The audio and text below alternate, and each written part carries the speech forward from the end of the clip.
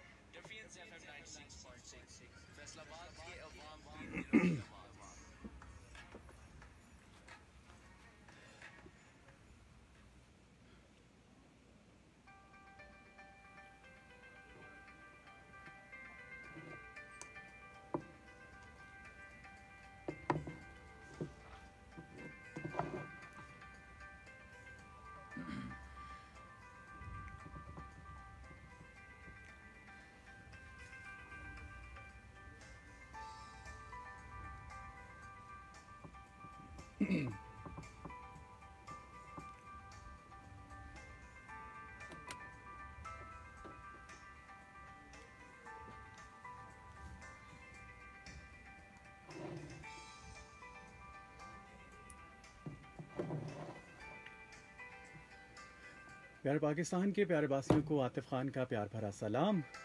Progressive Pakistan में आप तमाम को खुश आमदीद कहता हूँ।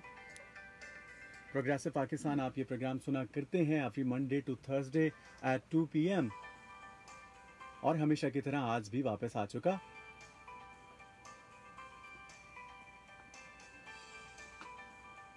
ज़िंदगी में आगे बढ़ने के लिए हमेशा हमें किसी न किसी मुअल्लिम की, किसी उस्ताद की, किसी रहनुमा की ज़रूरत पड़ती है। हम चाहते हैं अपनी ज़िंदगी में अपनी मंजिलों को हासिल करने के लिए, अपने रास्तों को आसान करने की गर्ज लिए किसी ऐसे इंसान का हाथ थाम ले जो हमें हमारी सही तरह हमें रास्तों का तयन करवाते हुए हमारी मंजिल की ओर ले जाए। कहीं ना कहीं हम इसमें कामयाब रहते हैं और कभी कुछ ऐसी कन्फ्यूजन आन पहुंचती है कि जिसकी बिना पे हमें बहुत सारी दुश्वारियों का सामना करना पड़ता है और ऐसी वो तमाम तर दुश्वारियाँ, वो तमाम तर मसाइल हमारी अपनी ही चुनाव की गलती की वजह से होते हैं।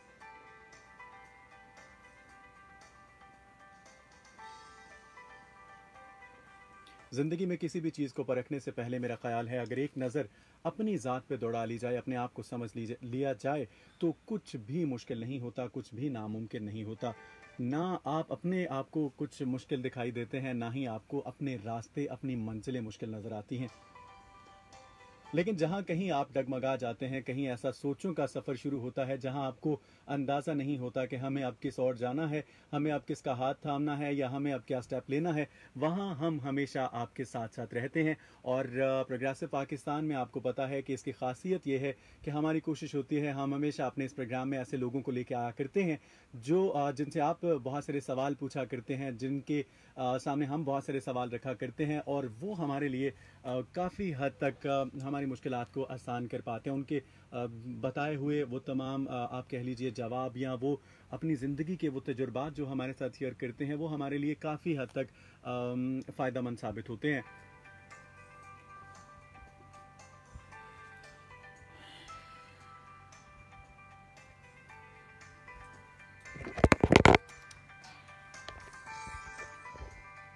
जैसा कि हर इंसान इस कोशिश में लगा हुआ है, हर इंसान कहीं ना कहीं किसी न किसी के लिए कुछ ना कुछ करने की कोशिश में हमेशा रहता है और मुझे बड़ा अच्छा लगता है, मुझे बड़ी खुशी होती है जब मैं देखता हूँ कि यूथ ख़ास तौर पे पाकिस्तान की यूथ अब निकल आई है ऐसे रास्तों में उन तमाम तर लोगों की मदद करने के लिए, उन तमाम लोगों को हेल्प आउट करने के लिए जिन्हें कोई सहारा नज़र नहीं आता या जिनका कोई मसीहा नहीं होता या जो हमेशा मसीहा की तलाश में रहते हैं। कुछ ऐसे ही लोगों से आने वाले दिनों में भी मुलाकात आपकी करवाता रहूँगा और मज़े की बात यह है, अच्छी बात यह है कि आज के प्रोग्राम में भी एक ऐसे ही शख्सियत मेरे साथ मौजूद है, एक ऐसे ही शख्स को हमने, एक ऐसे ही पर्सनालिटी को अपने प्रोग्राम का हिस्सा बनाया जो यूथ के लिए आने वाले दिनों में या वो ख़ुद भी यूथ का हिस्सा होते हुए उन तमाम तर बच्चों के लिए कुछ ना कुछ करने की गर्ज लिए कहीं ना कहीं कुछ ना कुछ हमें करते नज़र आ रहे हैं। जी हाँ, हमारे साथ मौजूद हैं हसन अशरफ साहब, और ये एक ऑर्गेनाइजेशन है उम्मीद फाउंडेशन, जिसे चला रहे हैं। ये स्लम्स बच्चों के लिए, कच्ची आबादियों में जाके वो लोग जिनको तालीम के बेहतर मौके मुयसर नहीं है, ज़रूरियाती ज़िंदगी के हवाले से बहुत सारी दुश्वारियाँ हैं, तो ऐसे मसीहा उनके लिए हमेशा अच्छे रास्ते बनाते रहते हैं। मेरे साथ हैं जी हसन अशरफ साहब। अस्सलाम वालेकुम जी, आपको वेलकम करता हूँ। जी वालेकुम अस्सलाम, thank you so much for having me here. बहुत बहुत शुक्रिया आपका। और बहुत शुक्रिया आपका जी कि आप अपने कीमती वक्त में से वक्त हमारे इस प्रोग्राम के लिए भी आपने निकाला। और हम बात करेंगे ऐसी आपकी ऑर्गेनाइजेशन के बारे में। सबसे पहले मैं बात करना चाहूँगा उम्मीद फाउंडेशन, जो जिसमें आप काम कर रहे हैं और जिसको लेके चल रहे हैं। मुझे ये बताइएगा, आपको इसका ख्याल कैसे आया? जी अक्सर लोग यही बात सवाल पूछते हैं, बहुत अच्छा आपने सवाल पूछा है। उम्मीद का ख्याल जो मुझे आया, वो हम एक कैंपेन कर रहे थे, मुख्तलिफ कपड़े वगैरह जाकर सोशल वर्किंग करते थे, और सोशल वर्किंग के दौरान हम एक कैंपेन कर रहे थे जहाँ पर एक बच्चा मुझे मिला जी। और उस बच्चे ने मुझे कहा कि आप सर ये कपड़े दे रहे हैं मुझे, ये खाना वगैरह तो दे रहे हैं, पर मैं ना पढ़ना चाहता हूँ। अच्छा। तो और मैं कुछ वर्कशॉप पे काम करता था। अच्छा। तो वो मैं कुछ पढ़ना, तब मैंने सोचा कि यार हम इसको आज कपड़े दे रहे हैं या खाना दे रहे हैं, पर इसका ये मुसलसल, तो इसके लिए कुछ हम बेहतरी के लिए नहीं कर रहे हैं, मुस्तकबिल के लिए। तो उस टाइम मेरे दिमाग में आई सोच कि हमें एजुकेशन के लिए, खास तौर पे इन चाइल्ड लेबरर्स के लिए, जिनके जो सुबह से शाम तक काम करते हैं और पढ़ना भी चाहते हैं, लेकिन उनके घर के वसाइल इतने नहीं है, और ना वो इतना उनके पास टाइम नहीं है कि वो अगर स्कूल आए तो कमाए कौन के घर में, तो वो घर के वाहिद कफील होते हैं। तो वो इस हवाले से फिर ये सोचा, और स्पेसिफिकली चाइल्ड लेबरर्स को पढ़ाने के लिए हमने एक स्टार्ट किया एक फैक्ट्री से, जहाँ पे फैक्ट्री में 75 बच्चे काम करते थे, छोटे छोटे, और उनको पढ़ाने से स्टार्ट किया। और उनकी लगन देख के, उनका ड्रीम देख के, उनका फीडबैक देख के एजुकेशन के हवाले से, तो हमने सोचा कि हम इन्हीं बच्चों के ऊपर फोकस करेंगे, चाइल्ड लेबरर्स और स्लम्स के बच्चे। और करते करते अल्हम्दुलिल्लाह, और एक से स्टार्ट हुआ, 75 बच्चे, 200 बच्चे, 500 बच्चे, 1000 बच्चे, और अब 1200 बच्चे उम्मीद के अंदर फ्री ऑफ कॉस्ट तालीम हासिल कर रहे हैं। ये जब आगाज़ किया आपने, इसका ख्याल आया, और जिस तरह आप बता रहे हैं, मुझे बड़ा अच्छा लगा कि एक बच्चे को देख के आपने सोचा कि उसके मुस्तकबिल को जो है सिक्योर किया जाए। सबसे पहले आपने इस अपने जो आपके जहन में ये ख्याल आया, ये किसके साथ शेयर किया? अपनी फैमिली से स्टार्ट किया, अपने दोस्तों को बताया? ये कौन था जिससे आपने कहा यार कि मुझे, मेरा दिल चाहता है कि हम ऐसे एक फाउंडेशन जो है वो बनाएं जिसमें हम ऐसे तमाम तर बच्चों को शामिल कर सकें? जी बिल्कुल, इसमें असल में हम लोग सोशल वर्क करते रहते थे मुख्तलिफ रिगार्डिंग, जैसे वॉल ऑफ ह्यूमैनिटी हो गया, इस तरह के सोशल वर्किंग हम लोग करते रहते थे। तो उसी अपनी, जो मेरे साथ मेरे दोस्त थे सारे, जो मेरी टीम थी, उनके साथ मैंने डिस्कस किया कि यार हमें कुछ ना कुछ ऐसा करना चाहिए कि जिससे बच्चों का मुस्तकबिल बने। मिसाल के तौर पे हम जाते थे, जब एक जगह पे किसी को कुछ देते थे, 2 महीने बाद भी जाते थे, तो वही लोग आके चीज़ें हमसे वही ले रहे हैं। मतलब वो एक तरह से वो भिखारी बन रहे हैं, उनका कोई उनका रोजगार नहीं बन रहा। तो हमने सोचा, मैंने उनसे ये आइडिया शेयर किया, क्यों ना इनका मुस्तकबिल संवारें। और उन दोस्तों से बात हुई, और फिर हम मिल के गए वहाँ, हमने स्टार्ट किया, और अल्हम्दुलिल्लाह अब करते करते अल्लाह का शुक्र है 1-2 साल में। आगाज में, हर काम के आगाज में मुश्किलात का सामना तो होता है, तो आपको किन मुश्किलात का सामना रहा? देखें, सबसे बड़ी मुश्किल का सामना ये है कि एजुकेशन के ऊपर ना कोई भी, क्योंकि ये लॉन्ग टर्म चीज़ है, इसका आपको रिजल्ट 5 महीने बाद, कि एक आप किसी के पास गए, आपने उसको खाना खिलाया, आपको उसका फौरन फीडबैक मिला, उसने खाना खाया, आपको दुआ दी, ठीक है, आपको रिजल्ट मिल गया उसका, या कपड़े किसी, ये काम लॉन्ग टर्म होता है। इसमें इसलिए ऑर्गेनाइजेशंस भी बहुत कम इसमें आती हैं, बहुत कम, क्योंकि ये लॉन्ग इन्वेस्टमेंट है। इसमें ऑब्वियसली मुझे भी बहुत सामना करना पड़ा, मुझे माइग्रेट किया कि आपको फ़ायदा नहीं है, कहाँ तक पढ़ाओगे, ये पढ़ेंगे नहीं, इनके माँ बाप पढ़ाना ही नहीं चाहते, कैसे पढ़ेंगे, जो मर्जी कर लो, आपको कोई मदद नहीं मिलेगी, कैसे पढ़ा सकते हो।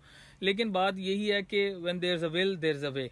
तो कमिटमेंट स्ट्रांग थी, एक पैशन था कि इस मुल्क के लिए कुछ करना है, और बस जब निकला तो अल्लाह ताला ने इतना साथ दिया, और ऐसे ऐसे लोग मिले, ऐसे ऐसे दोस्त मिले, ऐसे ऐसे साथी मिले हैं जो इस टीम को चला रहे हैं। अल्हम्दुलिल्लाह यंग मेंबर्स हैं, 800 प्लस मेंबर्स हैं इस पूरी टीम के, पूरे पाकिस्तान में, जो यूनिवर्सिटी स्टूडेंट्स हैं सारे, और सब इसको लीड कर रहे हैं। कोई किसी डिपार्टमेंट में काम कर रहा है, कोई अकाउंट्स के डिपार्टमेंट में, कोई सोशल मीडिया, हर मेंबर अपनी अपनी स्टडीज से हट के पाकिस्तान की खिदमत के लिए लगा हुआ है। बात सिर्फ ये है, इस यूथ को डायरेक्शन देने की जरूरत है, कोई अच्छा लीडर उनको गाइड करे, काम पर सही करे, ये बहुत कुछ करती है।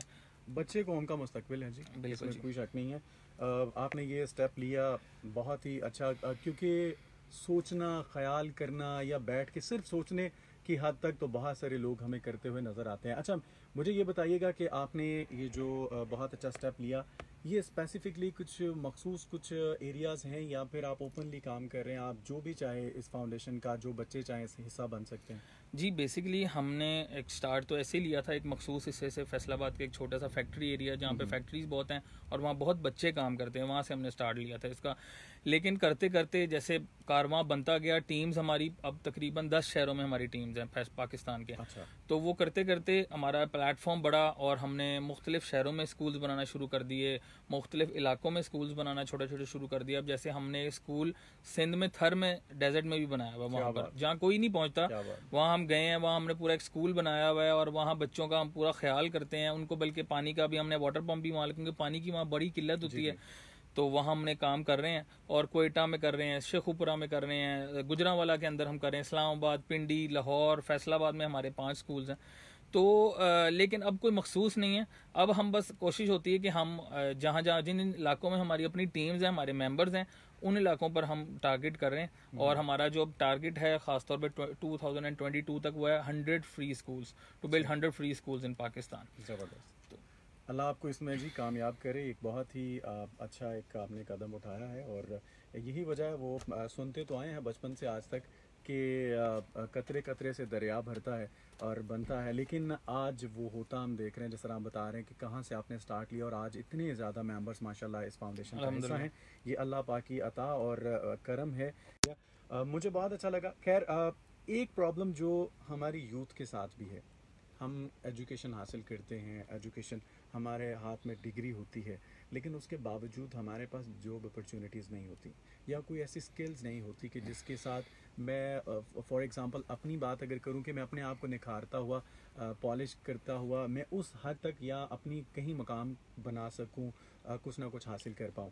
सो ये बहुत सारी मसाइल होते हैं। और जहाँ तक आपने बताया कि आप यूथ के लिए भी कुछ ऐसा प्लान और ऐसा बल्कि ऑलरेडी काम कर रहे हैं इसके लिए, जिसमें आपकी द प्लेटफॉर्म के नाम से आई थिंक ये फाउंडेशन है, क्या है, इदारा है, इसको आप किस तरह से लेके चल रहे हैं और इसकी वजह आपको क्या नज़र आती है? अब बेसिकली मैं आपको थोड़ा सा यूथ के हवाले से, जैसे आपने बात की कि डिग्रियां होती हैं पर जॉब अपॉर्चुनिटी, इसमें कुछ कसूर यूथ का है, कुछ कसूर मैं समझता हूँ हमारे पेरेंट्स का। उसकी वजह क्या है? उसकी वजह ये कि अब जैसे मैं हूँ, मुझे एक चीज़ का शौक ही नहीं है, और अगर मैं वो डिग्री किसी कज़न को देख के मुझे करवाई जाए कि जी वो फलां का बेटा, क्योंकि हमारे जो माशरे में ये बहुत है कि जी वो मामू का बेटा ये कर रहा है तुम भी ये करो, वो खाला का बेटा, खाला की बेटी ये करी तुम भी ये करो, उसका अपना इंटरेस्ट नहीं देखा जाता।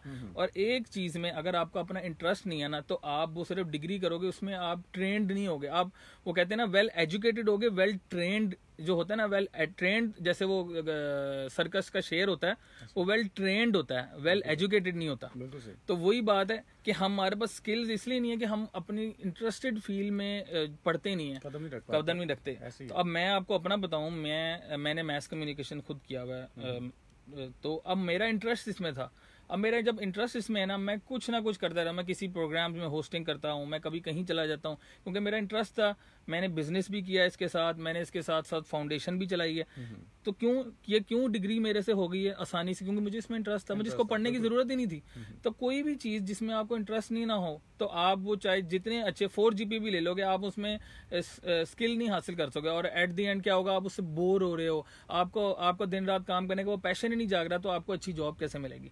तो दूसरी, मैं इसी हवाले से, हमने जो अब आगे एक स्टार्टअप लॉन्च करने जा रहे हैं दी प्लेटफॉर्म के हवाले से, वो दी प्लेटफॉर्म क्या चीज़ होगी, वो जो यूथ होगी जिनके पास कुछ ना कुछ स्किल्स हैं, लेकिन क्या इशू है, उनके पास कॉन्फिडेंस नहीं है, उनके पास उनकी पर्सनैलिटी ग्रूमिंग होने की बहुत ज़्यादा ज़रूरत है, वो बात करते हुए डरते हैं। आजकल के ज़माने में मैं समझता हूँ अगर कोई बंदा 10-15 लोगों के सामने बात नहीं कर सकता ना, तो वो कामयाब नहीं हो सकता। बिल्कुल ऐसे ही। इस दौर के अंदर आपका पब्लिक स्पीकिंग स्किल्स होने चाहिए, आपके पास कम्युनिकेशन स्किल्स होने चाहिए, आपके पास लीडरशिप स्किल्स होने चाहिए, लीडरशिप क्वालिटीज आपके अंदर होनी चाहिए, तब जाकर आप इन स्किल्स को यूटिलाइज करके एक अच्छे कामयाब इंसान बन सकते हो। तो जो प्लेटफॉर्म हम स्टार्ट करने जा रहे हैं, ये बेसिकली इन्हीं स्किल्स को यूथ की पॉलिश करेगा, इसी तरह के जो जितने भी टेक्निकल स्किल्स हैं वो यूथ को प्रोवाइड करेगा। ट्रेनिंग कोर्सेज होंगे 3-3 महीने के, 6 महीने के, 5 महीने के, जिसके अंदर जो यूनिवर्सिटी स्टूडेंट्स होंगे उनके पास जो भी जैसे फोटोग्राफी स्किल्स हैं आपके पास, यहाँ पर बहुत कम ऐसे इदारे हैं जो आपको टेक्निकल फोटोग्राफी से कमाने का तरीका बताएंगे। बहुत से और ऐसे स्किल्स हैं। बल्कि मैं शामिल करना चाहूँगा उन तमाम लोगों को जिनके सवाल हैं या कुछ इस बारे में पूछना चाहते हैं। आप ज़रूर पूछिएगा। 0334 19 66 966 ये हमारा नंबर है। इस पे आप कॉल कर सकते हैं, आप मैसेज कर सकते हैं और जो भी सवाल होगा आपको उसका जवाब पहुंचाया जाएगा। और कुछ लिसनर्स ने हमें मैसेज किए भी हैं, उनके मैसेज हम शामिल करते हैं, वो हमें क्या कहना चाह रहे हैं। हरमान आरजू हैं जी, और ये कहती हैं अस्सलाम वालेकुम। वालेकुम अस्सलाम। और भाईजान आपका शो माशाल्लाह बहुत अच्छा है, अल्लाह ताला आपको और आपकी टीम को अपने हिफ्ज़ अमान में रखे जी, आमीन and thank you very much. अस्सलाम वालेकुम। वालेकुम अस्सलाम भाई। अच्छा जी, इन्होंने मीनिंग पूछा है जी, जागरूक ग्लास के उर्दू में क्या कहते हैं। खैर ये ज़रा शो से हट के है, आज का जो हमारा मौजू है अगर उस पर हम बात करेंगे तो हमें बहुत अच्छा लगेगा। एक लिसनर हैं अली सैयद अली ज़मान है और सलाम लिख भेजा है। वालेकुम अस्सलाम। और ये कहते हैं जी कि इन लोगों को जो ख़ुद को भूल के दूसरों का ख्याल रखते हैं और उनका दर्द महसूस करते हैं, उनकी मदद करते हैं, मौला इनको और ज़्यादा हिम्मत और वसीला और वसाइल अता फरमाए, आमीन जी। और बहुत शुक्रिया आपका। उम्र दराज हैं और ये कहते हैं सर ये बातें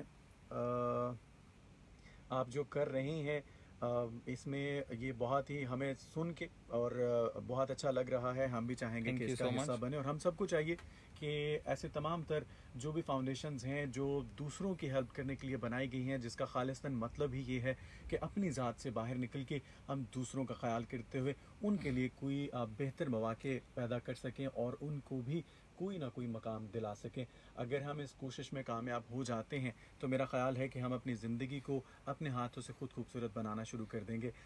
ना सिर्फ इस दुनिया में, इस ज़िंदगी में, बल्कि आने वाली दूसरी ज़िंदगी के जिसके लिए हम कोशिशें बहुत कम करते हैं, मगर ये कुछ ऐसे स्टेप्स हैं जो लेने के बाद हम अपनी आने वाली दूसरी ज़िंदगी, जो इस ज़िंदगी को छोड़ जाने के बाद हमारी दूसरी ज़िंदगी का आगाज़ होगा, तो ऐसे तमाम तर हमारे किए हुए नेक अमल जो हैं वो आगे चल के हमारे काम आएंगे। वेल जी, आप जिस तरह हसन अशरफ साहब बता रहे हैं हमें कि दी प्लेटफॉर्म के नाम से जो आप एक इदारा चला रहे हैं और इसमें आप कोशिश कर रहे हैं कि आप यूथ को इन्वॉल्व करेंगे, उनकी स्किल्स पे आप काम करने जा रहे हैं ताकि उनको ये ना हो कि वो जॉब अपॉर्चुनिटीज़ अवेल ना कर सकें। जो हमारे बहुत सारे ऐसा होता है, बल्कि बहुत सारे लोगों को मैंने मायूस देखा है कि पहली बात तो यह है कि हमारे मुल्क में कुछ जॉब अपॉर्चुनिटीज़ के हवाले से फुकदान पाया जाता है कि बहुत कम जॉब अपॉर्चुनिटीज़ हैं। अगर हों भी तो वो लोग, जिस तरह आपने कहा कि उनके पास स्किल्स नहीं होती, जिसमें उनका इंटरेस्ट नहीं होता, वो उस फील्ड को जब चूज़ नहीं करेंगे अपनी एजुकेशन के हवाले से, तो वो आगे चल के उसमें अपनी जगह भी नहीं बना पाते। तो इस चीज़ को ख़त्म करने के लिए इस जो एक लेबल कह लीजिए एक लगा हुआ है, इसको हटाने के लिए आप ये बहुत अच्छा एक काम कर रहे हैं। तो मुझे ये बताइएगा इसमें जो प्रोग्राम्स का आगाज़ करने जा रहे हैं उसके बारे में थोड़ी सी हाँ ना हमारे सुनने वालों के लिए। जी बिल्कुल, आपने बिल्कुल सही बात की कि स्किल्स का होना बहुत ज़्यादा ज़रूरी है।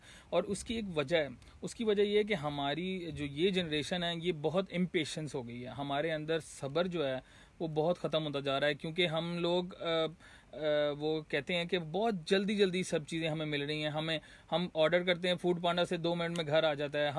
हम वो टिकटॉक वाली जनरेशन है, हम इंस्टाग्राम की वो फिल्टर्स वाली जनरेशन है। हमें सब कुछ बहुत जल्दी जल्दी चाहिए, हमारे अंदर पेशेंस ख़त्म हो गया है।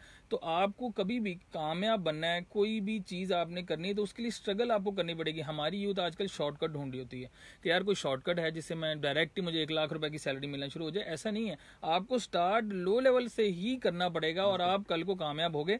उसके लिए कंसिस्टेंसी रिक्वायर्ड है। हम क्या करते हैं, मैं खुद अक्सर मुख्तलिफ जब प्रोग्राम्स में जाता हूँ तो मुझे कुछ बच्चे बैठे हुए मिलते हैं, मैं उनसे पूछता हूँ जी क्या कर रहे हो आजकल, कैसा जा रहा है। वो आगे से कहता है कि यार sir I am about to quit now. क्यों क्विट? अभी तो वो कहता है अभी तो, मैं कहा कितना टाइम हुआ जी? अभी 6 महीने हुए हैं मुझे जॉब करते हुए, पर मुझे कुछ नहीं हो रहा। मैं कहा अभी 6 महीने हुए तुम्हें, लोगों को 6-6 10-10 साल लग जाते हैं, हर किसी का एक टाइम होता है। तो क्या वजह, हम बहुत इम्पेशेंस भी हो गए हैं, हमारे अंदर से सब्र खत्म हो गया है। हम ये ना सोचें, अगर आप कहीं 1 साल की जॉब कर रहे हो तो आप ये ना सोचो आपकी बेकार गई, आपने उससे बहुत कुछ सीखा है। उस जगह से आप कुछ ना कुछ सीख के निकलोगे। आप जितनी मिस्टेक्स करोगे, जितनी दफा फेल होगे, आप कुछ ना कुछ वो चीज सीखोगे जो आगे जाके आप नहीं करोगे। जैसे मोटी सी एक मिसाल है कि थॉमस एडिसन साहब को अगर हम देखें, उन्होंने 1000 दफा जो उन्होंने इन्वेंट किए, ये 1001 दफा उन्होंने बल्ब बनाया, तो 1000 उन्होंने वो तरीके दरियाफ्त किए जिससे वो बल्ब नहीं बन सकता। तो उसकी कामयाबी है कि वो उन्होंने दरियाफ्त कर लिया कि ये 1000 तरीकों से बल्ब, हालांकि वो मिस्टेक्स हैं, तो लेकिन देखा जाए तो वो भी कामयाबी है। तो आप अपनी फेलियर्स में कामयाबी ढूंढें तो इंशाल्लाह आप कामयाब होंगे। और प्लेटफॉर्म की जहाँ तक बात है, तो हम दी प्लेटफॉर्म के अंदर मुख्तलिफ youth leadership training programmes launch करने जा रहे हैं इंशाल्लाह। जैसे ये पेंडेमिक सिचुएशन ख़त्म होगी, यूथ लीडरशिप ट्रेनिंग प्रोग्राम्स हम इंशाल्लाह उसका इनकाद करेंगे, और with in August, mid of अगस्त के बाद हम इसको इंशाल्लाह लॉन्च करने जा रहे हैं, जिसमें 3 महीने के, 4 महीने के और मुख्तलिफ 2 महीने के प्रोग्राम्स होंगे, वर्कशॉप्स होंगी, जिसके अंदर जो यूथ है उसकी लीडरशिप के ऊपर काम किया जाएगा, उनके कम्युनिकेशन स्किल्स के ऊपर काम किया जाएगा, उनकी पर्सनैलिटी डेवलपमेंट के ऊपर काम किया जाएगा,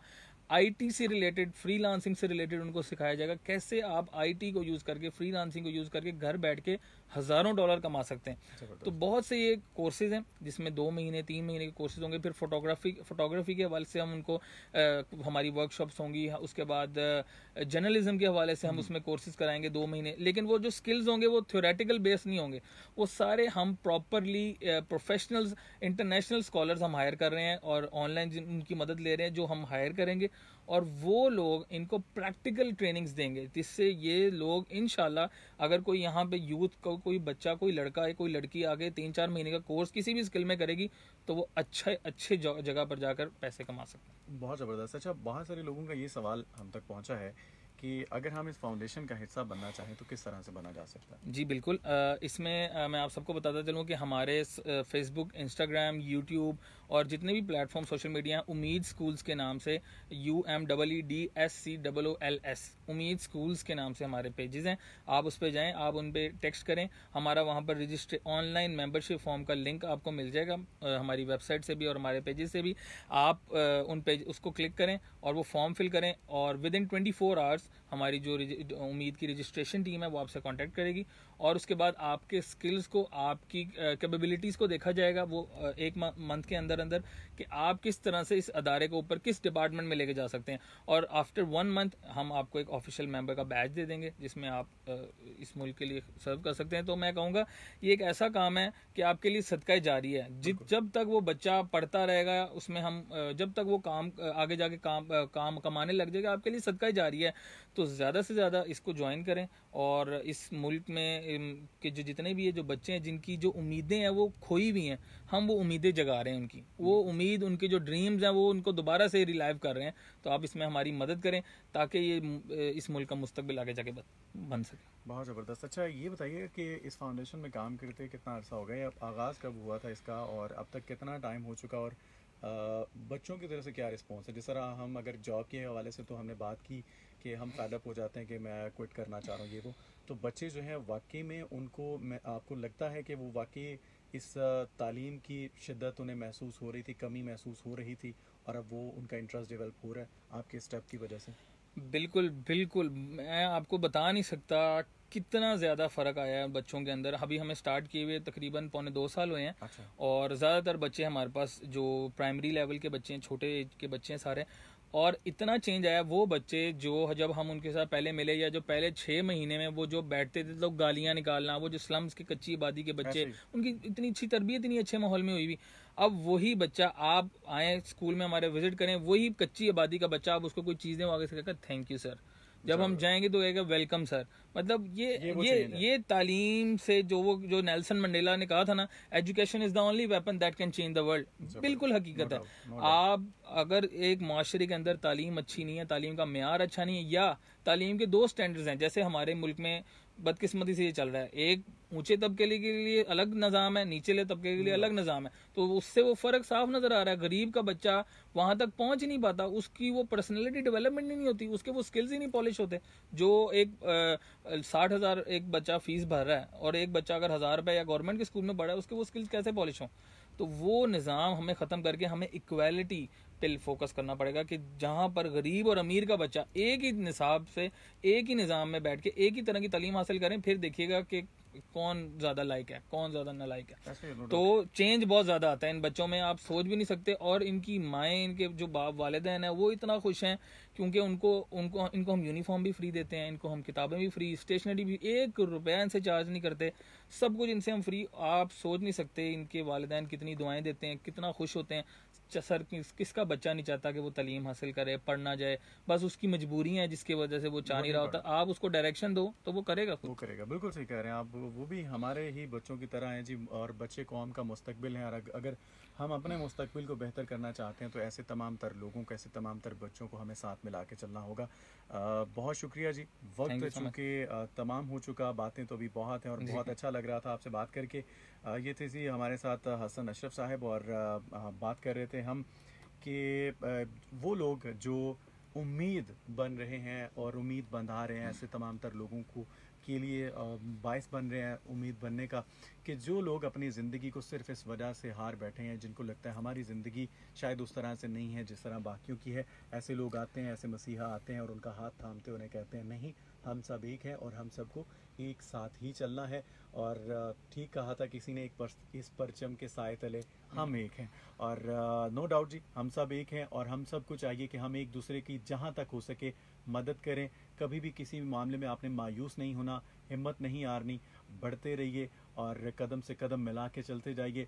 एक दिन देखिएगा कि हम सब लोग कामयाबी के एक ऐसे सफ़र पे निकल जाएंगे जिसका तसव्वुर हमने किया नहीं, लेकिन वो मंजिल हमें ज़रूर मिल जाएगी। आतिफ खान को प्रोग्रेसिव पाकिस्तान से दीजिए इजाज़त। इंशाल्लाह अब आप लोगों से मुलाकात होगी।